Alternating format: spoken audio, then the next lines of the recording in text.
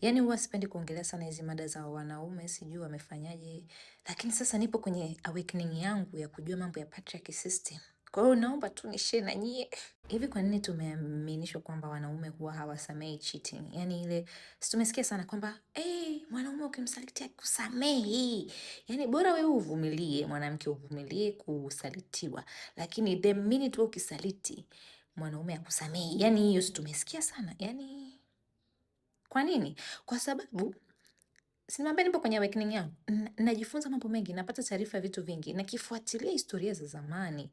The history says otherwise. The history shows kwamba wanaume wanasamehe cheating, tena wanakaa kimya.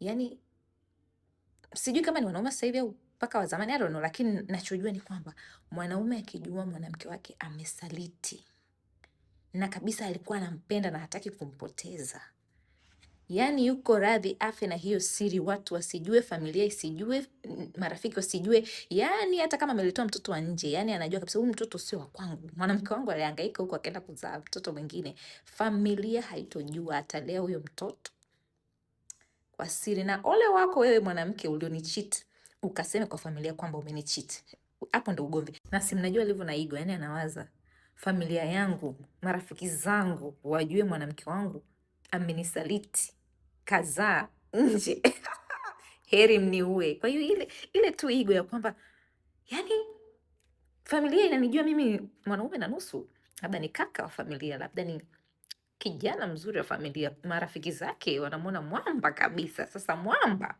ije ajulikane mwamba kasalitiwa, mwanamke wake kafanywa huko nje, waueni. Sasa nikiangalia historia naona sasa mbona is otherwise, yeah?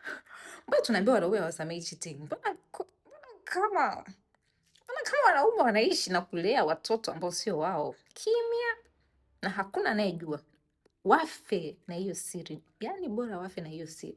Sasa inakuwaje? Inakuwaje? Sasa nikizidi kujiuliza naona kwamba tunaambiwa hivyo ili mwanamke aoneshwe kwamba luxury ya kucheat na kusaliti anayo mwanaume pekee. Hatufundishwi kwamba unapoingia kwenye mahusiano you owe that person uaminifu. Yaani hatuambii kwamba unatakiwa uwe mwaminifu, yaani hata mume wako anatakiwa awe mwaminifu kwako. Yaani kwamba akicheat, huyo ni mwanaume, waga wanacheat. Ushaelewa? Kwa luxury ya kucheat na mwanaume peke yake. Wewe huna, ukicheat tu unaachika. That's a lie. That's the patriarchy system. Kama unaona kabisa hiyo mahusiano yenu hayana loyalty, hiyo ndoa haina loyalty, guess what? That man can take it.